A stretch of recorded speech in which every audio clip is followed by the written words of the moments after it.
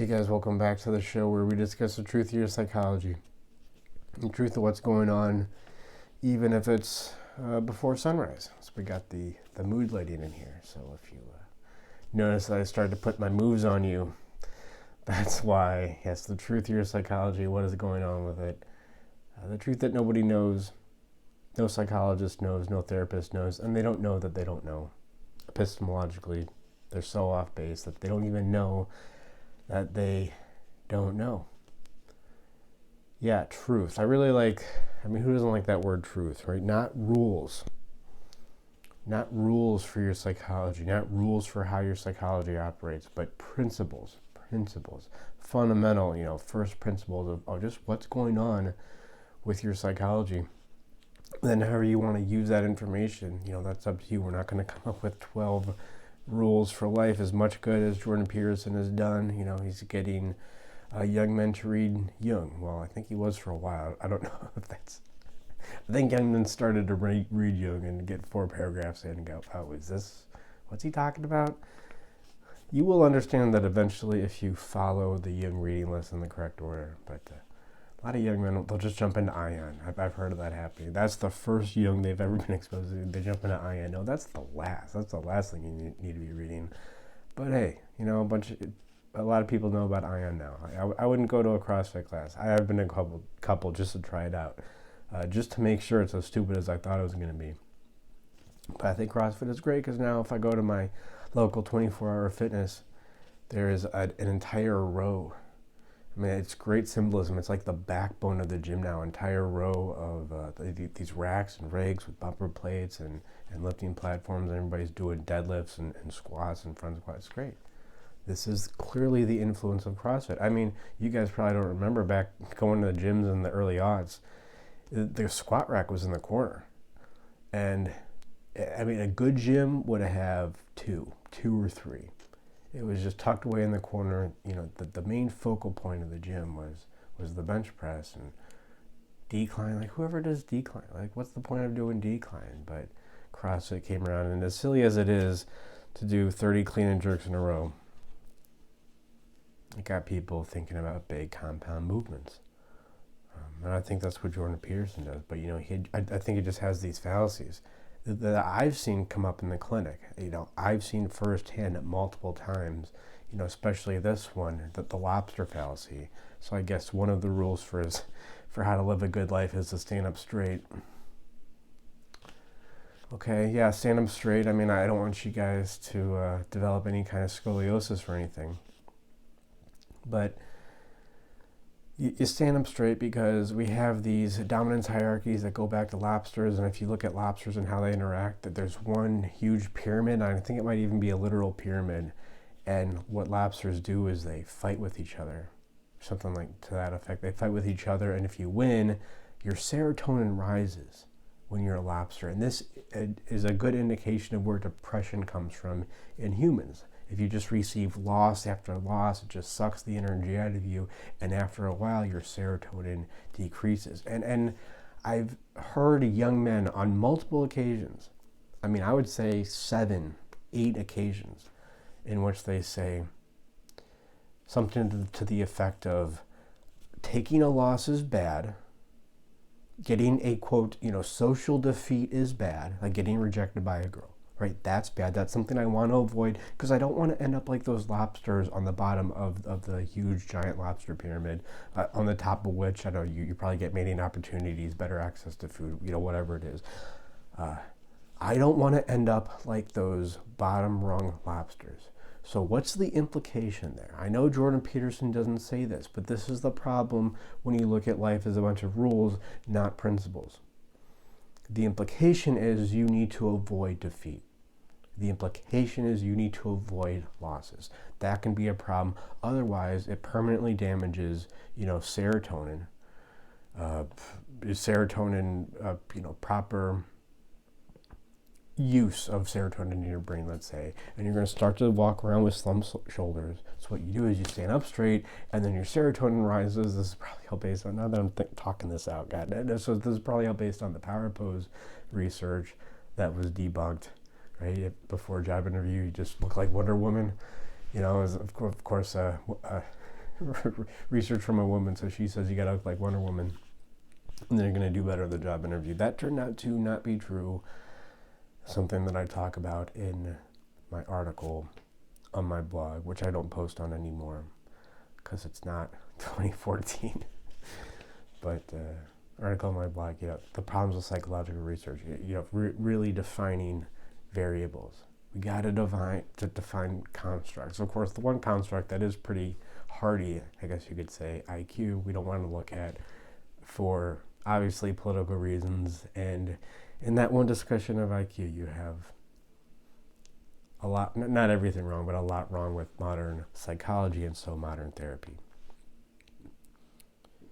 So you got to stand up straight if you've suffered a lot of defeat, because this helps give you proper serotonin levels, whatever that means, so you're not depressed anymore, so you can get some wins and get some chicks, is the idea.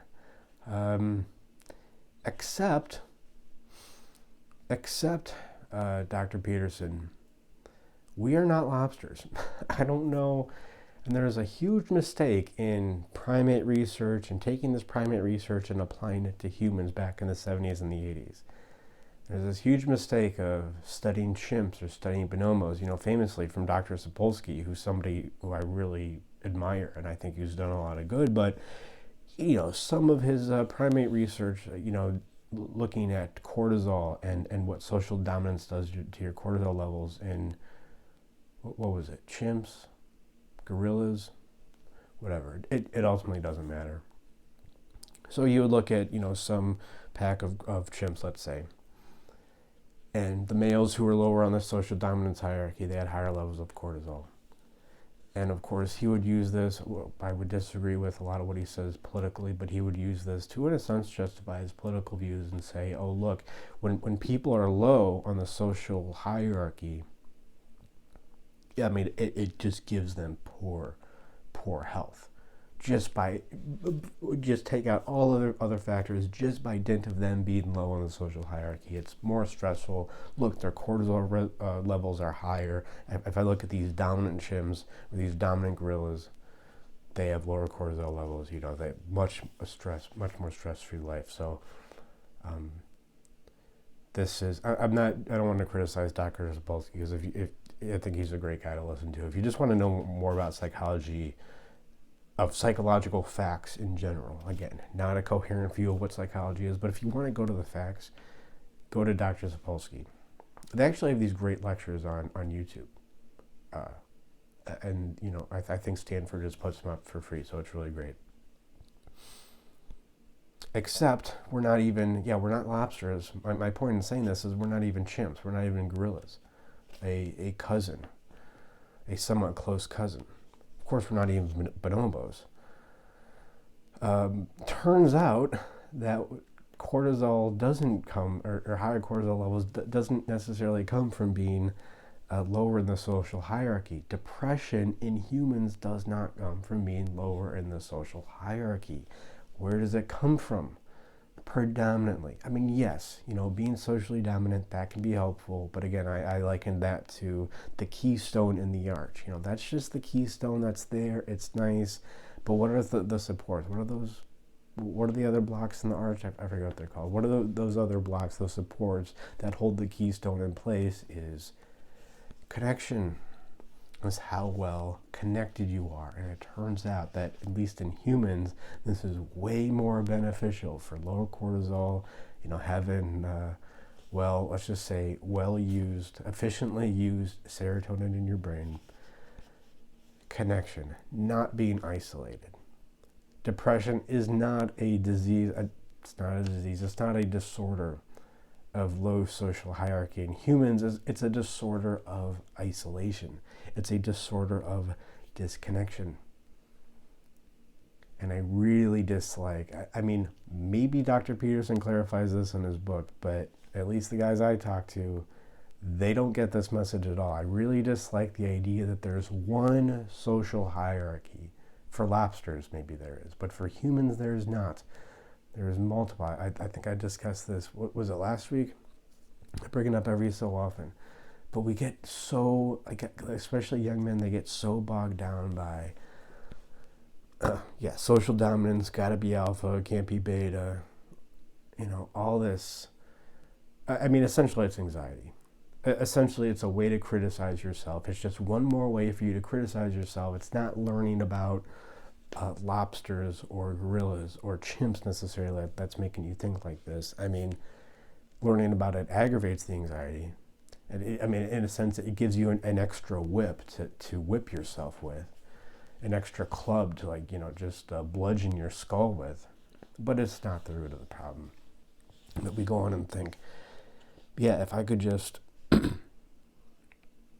whatever it is, be alpha, not be beta. But the thing is, with humans, there's just so many different kinds of social hierarchies. Like I was saying, I think it was my presentation last week. If, if you're built like David Cross and you look like David Cross, don't go to a powerlifting competition to achieve social status. It may not work for you. Now, that's a good thing to incorporate into your life, just to be stronger, of course, is going to help you. But why don't you go hang out at your local, gaming store or something where you're comfortable and having a lot of fun? There's a whole other social hierarchy pyramid in there, and it's not even about being dominant, but like obviously women will see you having fun and being who you are, and you're going to be much more likely to do a lot better for yourself. And you're probably going to find a girl who's a better fit for you at a gaming convention than at a powerlifting competition. So, why was I saying this? Because right now when it comes to psychology, we just have rules. Rules by which you live your life, not principles by which through which psychology works. Principles on which psychology is based, and therefore therapy is based. Nobody's talking about this. This goes back to what I was saying in the first 30 seconds. I mean, and psychologists, even good psychologists like Jordan Peterson, who I disagree with a lot, but I mean, given the, put in the context of modern psychology, says a lot of good things. And I guess this leads into the topic we want to talk about today, because this is based on a question that I got. This listener was listening to somebody else talk about psychology. How dare you? How dare you listen to somebody else talk about psychology? Hold on. I need to take a sip of coffee here.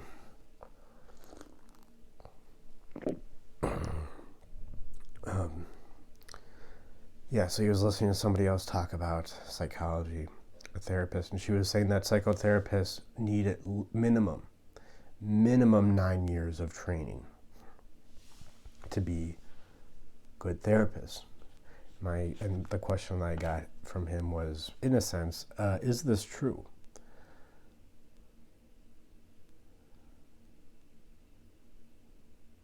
Wait, where are my notes here? I have this question printed out, and then I have my notes interspersed with the question, so it's kind of confusing. That would be my fault. Well, it doesn't matter. I think I know what I want to say. So in a sense, this therapist says, you need to spend a lot of time. I guess what she's saying is that the amount of time that therapists spend in training now, it's not enough. Because you have to have at least 4 years of training. I've had 4 years of training, though. I mean, what does she mean by years? I mean, if we're just going in years, I've definitely had 4 years of training, more than that. But is this true? I mean, do you really need to spend this much time in therapy? Sorry, I'm thinking about something else now. I think it can be helpful to spend more time training, but also... I guess where I'm going with this is, that adage of practice makes perfect, it's actually not true. It's the new adage that's been around for a while, it's long enough to call it an adage is, practice doesn't make perfect. Perfect practice makes perfect. And I think that's something that modern therapy lacks, psychology lacks, is this concept of perfection, or this concept of being based on first principles, without which there wouldn't be psychology in the first place. There wouldn't be therapy by extension in the first place. I mean, so yeah, time spent training to be a therapist is mostly a red herring, right? It's just a distraction. It's a distraction from, I guess you could say, the philosophical bankruptcy of modern psychology, the philosophical bankruptcy that leads somebody like Jung, like Jordan Peterson, who's read a lot of Jung and is getting young guys to read Jung. Somebody who, by comparison, isn't that philosophically bankrupt, if we're going to compare him to other psychologists, but he still is. I haven't read his book on, like his main book, his textbook that he wrote, but I know he doesn't reference Aristotle. I know he references a lot of Kant. Right? Yeah. Like, I mean, I think a good analogy here is, let's just take another field. Like how much training do you need to be a civil engineer? I mean, clearly there's some kind of time you need to spend going to school, learning about civil engineering if we're going to let you go out and design a bridge. I mean, that makes sense. I mean, to put it in context of time, but the time isn't as important. Nobody's stressing, oh, you got to, spend at least 9 years in school to be a civil engineer. Why? Is it because civil engineering is less important or doesn't matter as much or it's easier? No, we know that's not the case. It's clearly not easier than being a therapist or being a psychologist, the easiest job in the world. But we don't need to stress this for civil engineering because, there's these things called like math and principles, and there's principles of math and physics, and you learn calculus and you learn tensions and you learn, how much weight certain materials can bear, and you kind of put this all together. You learn these principles. And once you get these principles and it's clear you're able to apply them, you can really wrap your mind around them. Like I'm sure there's some tests, a good civil engineering test to decide or discern whether you're going to build a bridge that's going to collapse. Once you can do this, then we don't care so much. We don't care so much about the amount of time you spend in therapy or you spend in training to be a civil engineer. I mean, if civil engineer training was run the way that therapy training is, what you would do is study a lot of famous examples of, let's say you're going to build bridges, just to make it simpler. You study a lot of examples of bridges, but you don't learn what makes a bridge stand up. You may study the design, you may study the context in which it was used or the context in which it was built, but you don't study the design because we're learning civil engineering in the context of there being no math or physics, no first principles for building a bridge that stands. And then maybe if you study enough bridges, this is if civil engineering was like therapy training. So maybe if you study enough bridges and study enough designs, and then you have experience from your own life. You have experience of building a bridge and it not really working. It kind of collapsed. So you have to develop your own theory. Each person develops their own theory of why their bridge that they did try to build, there's some bridge testing site. Try to build a bridge and it collapsed. So you have to develop your own theory about why that collapsed and then apply it apply it to other bridges that haven't collapsed.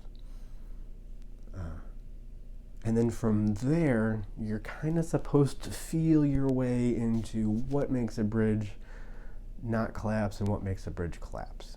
But you can't reduce it to first principles. You just kind of get a feeling based on your own experience, based on your own lived experience about what makes a bridge not collapse. So you just study the surface. You study the surface of what's going on. You may study the history of the people who've built bridges that have done very well. But there's no fundamental principles there. And obviously, we wouldn't be too surprised in that context. We wouldn't be too surprised if there was an issue with bridges collapsing. Just like we shouldn't be too surprised when this is how we treat therapy training. And we have people coming out and say, no, you got to spend 9 years in therapy. Why are you saying that? You are admitting that there aren't first principles to therapy, to psychology. You're admitting, in a sense, you don't know what psychology is. And because you don't know what psychology is, you're afraid. So like, oh, we just got to spend 9 years in training to be a therapist. That's your admission. You don't know you're admitting that because you're stupid, but that is what you are admitting. What this therapist, I think it was a she, yeah, what this therapist means in a sense is learn the different schools of therapy. We're not going to talk about where they come from, the analogy carries. We're just going to discuss who came up with them, maybe why they came up with them, what context they are working in at the time, maybe what a psychotherapy lacked at the time, what this individual noticed that they lacked at the time, what psychotherapy lacked at the time, and so yeah, some context in which they developed these theories. But we're not going to dig into why one theory may be philosophically better than another, because then you have to have discussions about what it means to be a human, what it means to live a good life. There needs to be some consensus on that, and we can't have that anymore because we can't even get past the multiculturalism discussion. So you can't even have that. So you learn something like, for example, cognitive behavioral therapy. You learn a humanistic approach in which I was trained the most.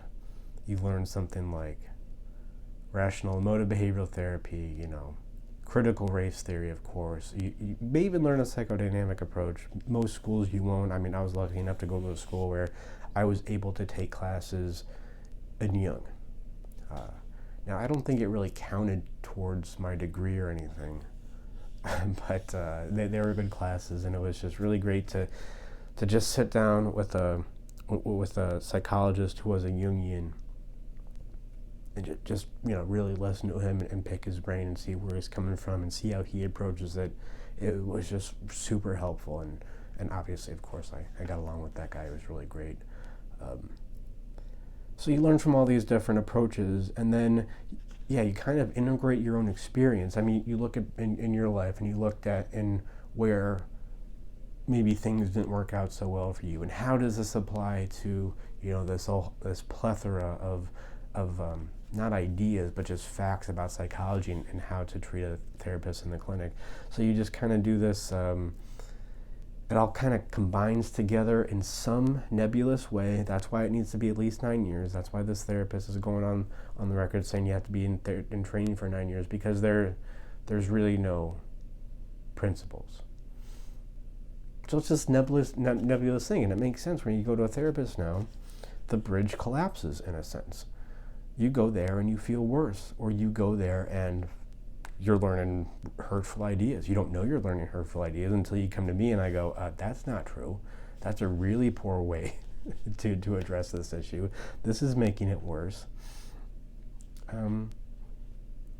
But yeah, that's the thing. Even if you learn all these different approaches and read all these great books from all these great psychologists who, I'm not saying they're dumb, but unless you approach the topic in the right way, you're going to end up looking dumb. You're going to end up, having like deal breaker ideas that even if you've been in training for 9 years, 19 years, 29 years, it doesn't matter.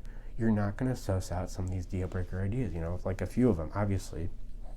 The main one is therapists will be in training for, have more training than I've had.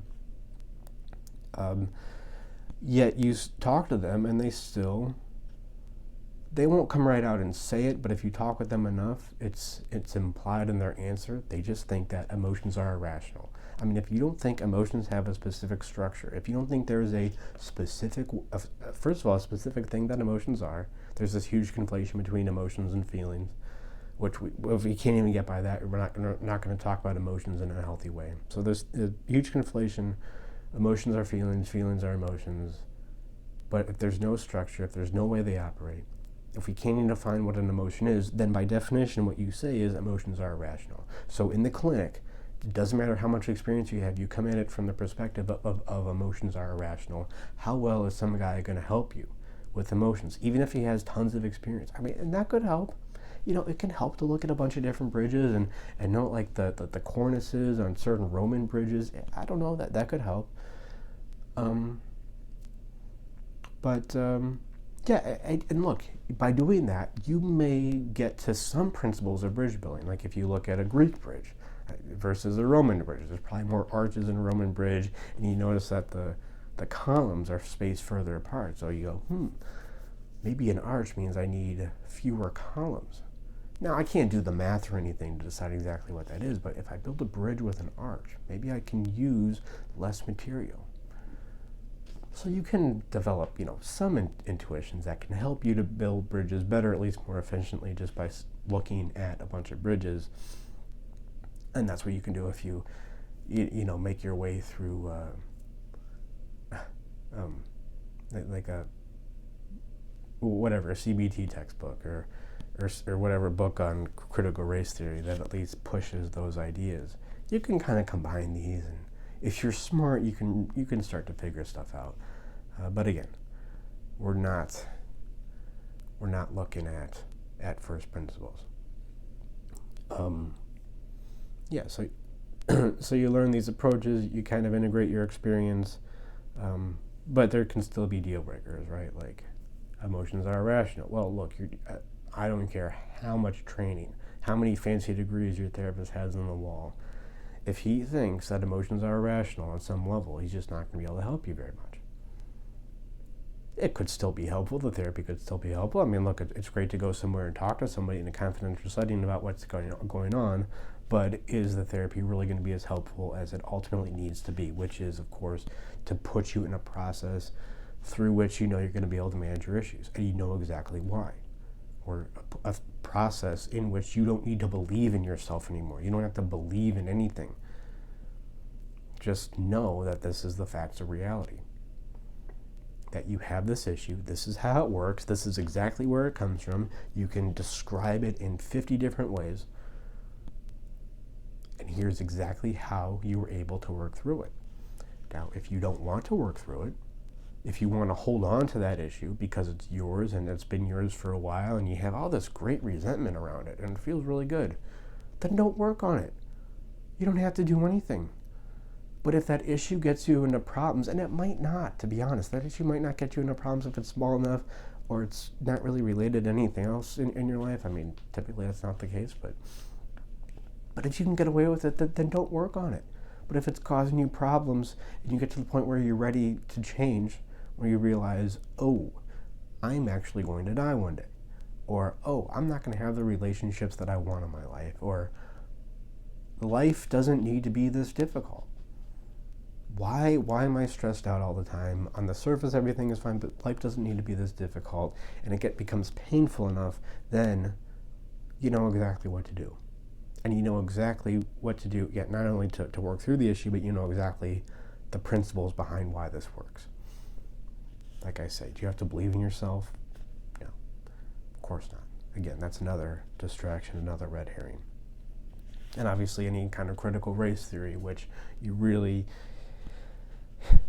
I mean, it's at the point now, the latest grad school that I attended, it was at the point where if you were white and you did not, there's no way that they were going to pass you if you're white and you didn't admit that you had white privilege and all that entails. I'm not saying it's not easier to be white. Of course, it's easier to be white. It's easier to be a certain race. It's easier to be good looking. It's easier to be tall. It's easier to have hair. It's easier to, not come from a wealthy background. That's not necessarily true.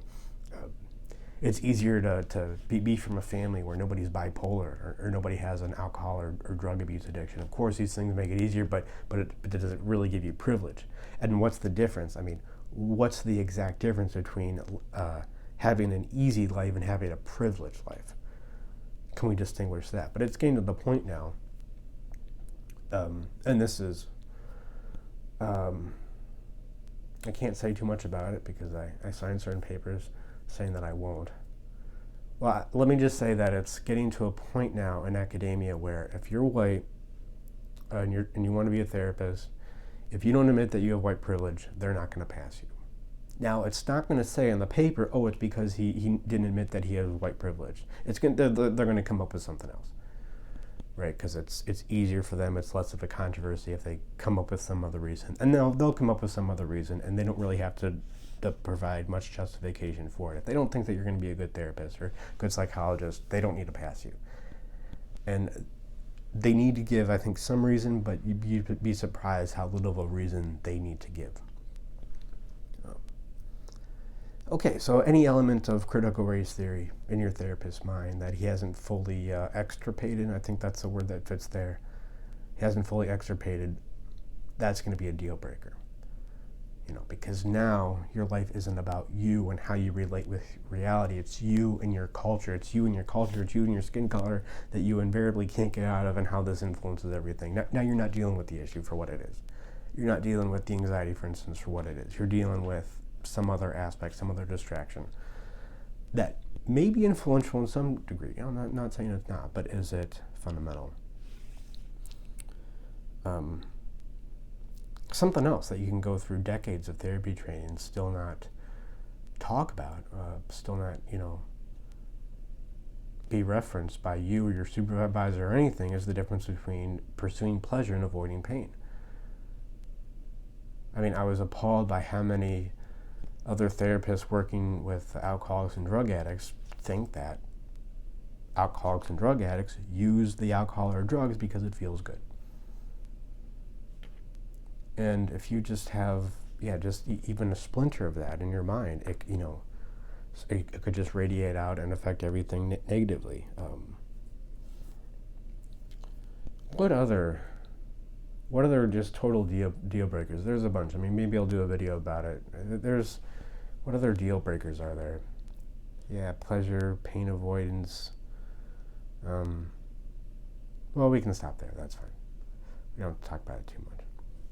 So what do we do now in therapy? I mean, what's the emphasis? And this is from good therapists. They say the growth that the client needs in therapy, this is ultimately going to come from the relationship with the therapist. Now, the implication there, I made a tweet about this week that nobody liked, but the implication there is you are holding the client hostage. You're saying you need to relate with me, or you need to relate with some therapist for, the implication is, an extended amount of time, otherwise you're not going to get better. You need us.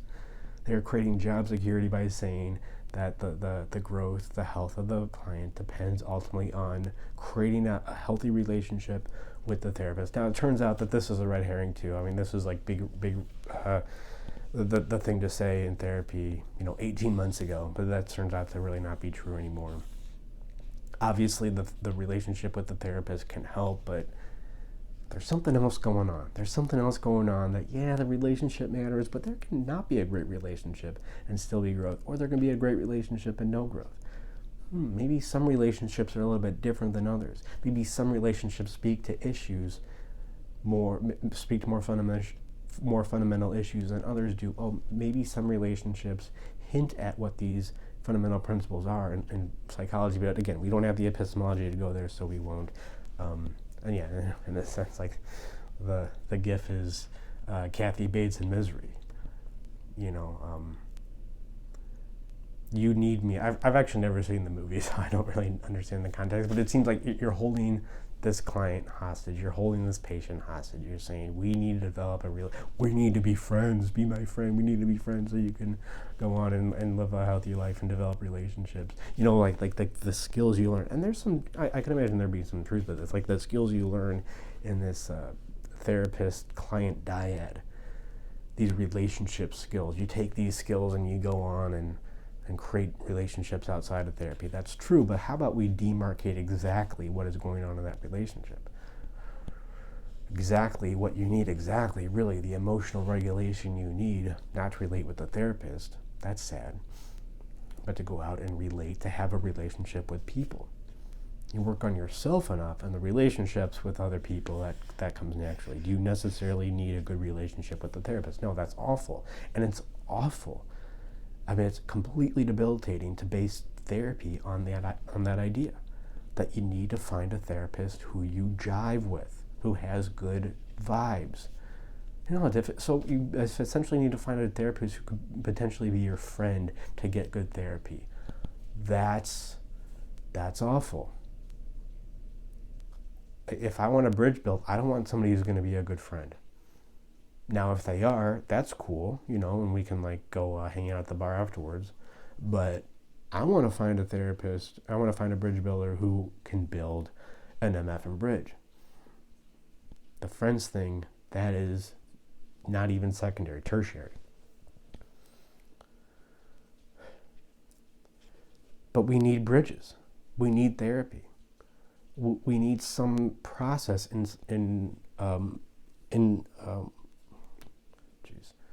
we need some process in society through which we can become more emotionally stable. Without that, you're going to have something crazy happen, like society split apart over whether to take some kind of medication, whether to have some kind of medical intervention. Now it's raining. That's cool. If we don't have a process through which we can manage our emotions in a predictable way, through which we can get better, if we engage in this process, then society. You can't have a civilization. A civilization is nothing but a group of individuals.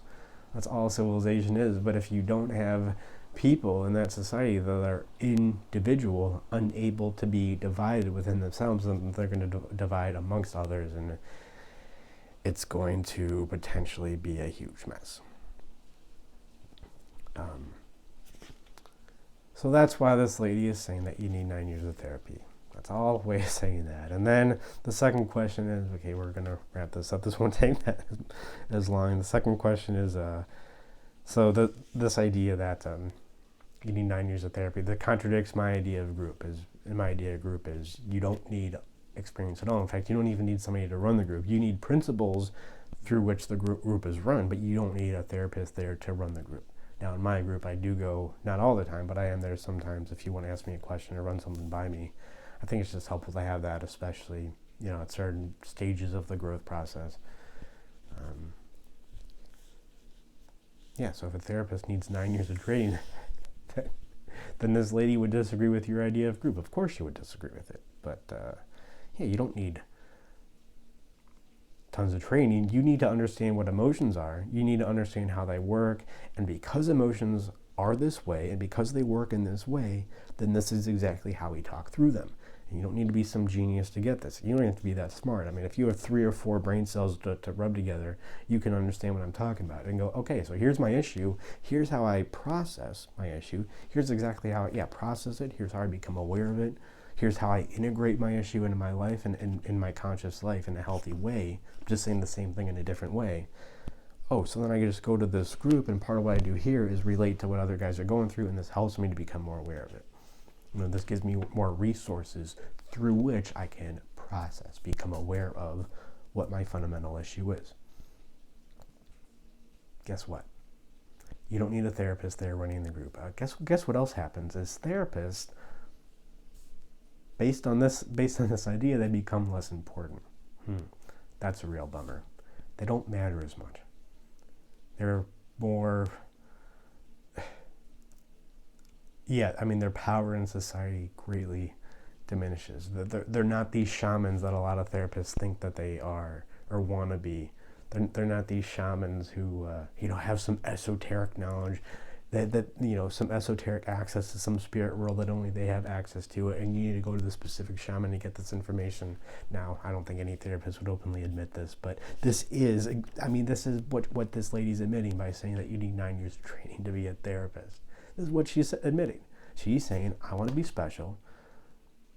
I want society to look to me. No, because I went through 9 years of training. She probably went through at least 9 years. And she's trying to justify it to herself, which a lot of people do.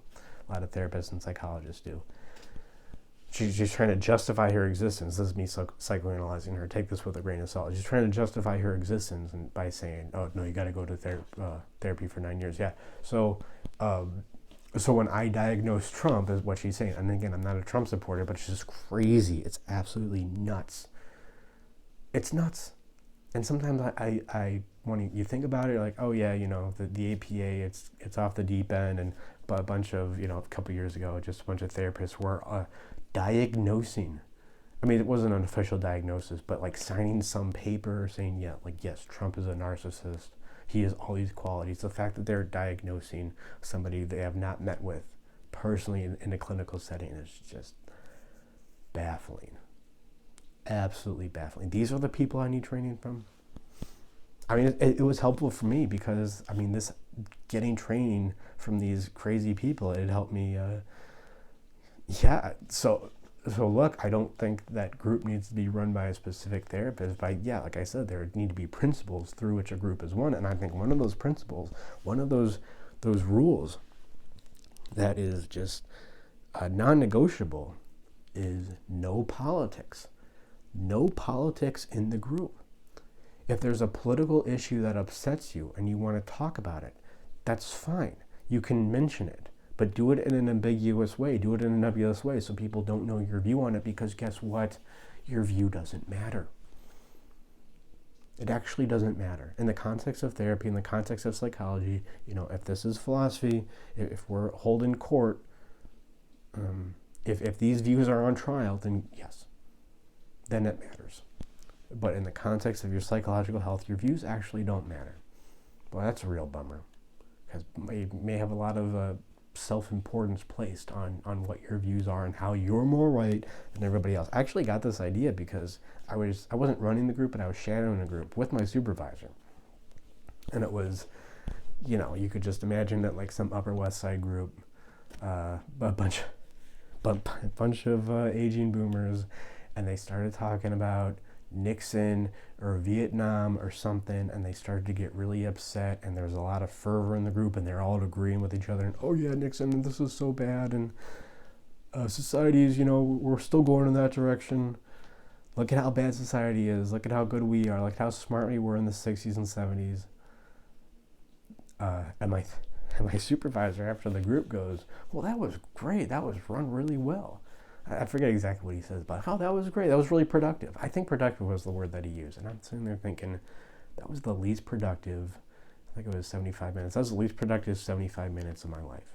Just a bunch of aging boomers complaining about Nixon. 40 years after, or now 50 years. 45 years probably was at the time.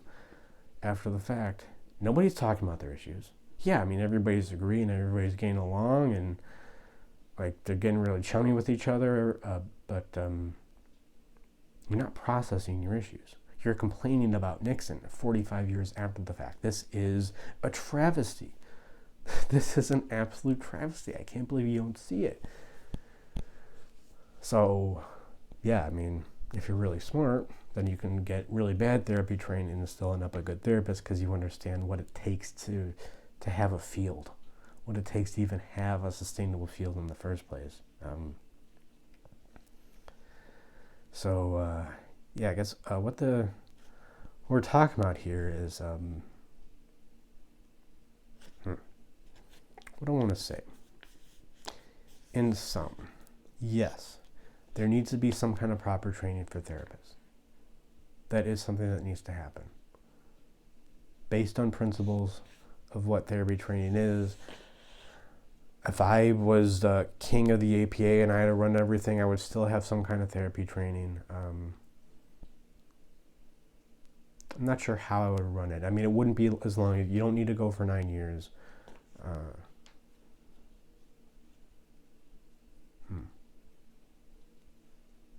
I would have some kind of, just learn these principles, and it's going to be, I was trying to think that how to take all subjectivity out of it. There's going to be some subjectivity, because you learn these principles and then you apply them in the clinic, and then some guy has to look at you and just kind of give you a pass, and there's going to be some subjectivity there, like how well are you really in applying these principles? Here's what you could have said. I mean, obviously that's going to be great discussion. And look, I got a lot of benefit from my training. I don't think it was necessarily necessary, but I did get a lot of benefit. But you get a lot of benefit from doing lots of things. My favorite supervisor, I don't want to admit this too often, but my supervisor that's helped me the most is Jung, is going through these Jung books and hearing how he deals with clients, what he talks about, his takeaway from what specific people say, just kind of using that, just putting each one of those facts in my brain, and it just kind of coagulates into, this is a good way to be in therapy, or this is a good way to apply these principles in therapy. So yeah, I guess what I'm trying to say, the takeaway here is, yes, therapist training is important, but once we realize that therapy has principles because psychology has principles, therapy training still matters, but what matters just as much, I think, perhaps more, is training of the client. Getting the client to see what the therapy process is, how it works. And once they understand that, then they can go to any therapist. It doesn't matter anymore. Right? Just shifts the power. It completely shifts the power dynamic, and the way that therapy is run now, that makes it completely unhelpful. It shifts that. So now the client becomes the one in charge. The client becomes the one who says, okay, I have this issue. Here's what I need to do to figure out what my issue is. And once I understand what it is, here's all the different ways I can articulate it. And once I do that, here's all the different ways I can work through it. And of course, you got to go to a therapist, because you can't just write this stuff down, and obviously you don't talk to a friend or family member about this, because a lot of your issues that you have yet to process is about them. Now, once you process them in therapy, and you'll know when you do, once you process them, then you can bring it up to those people, because then that's just how you create a relationship. That's how you create a connection with somebody. So yeah, what we're doing here is shifting the power dynamic ultimately by putting the emphasis on the client, and what the client needs. What the client needs to get good therapy, not so much what a therapist needs to bestow, that's a good word, to bestow therapy on to a client. And that's what we work on here. That's what we can help you figure out. We do free consultations, animusempire.com/schedule if you want to find out more.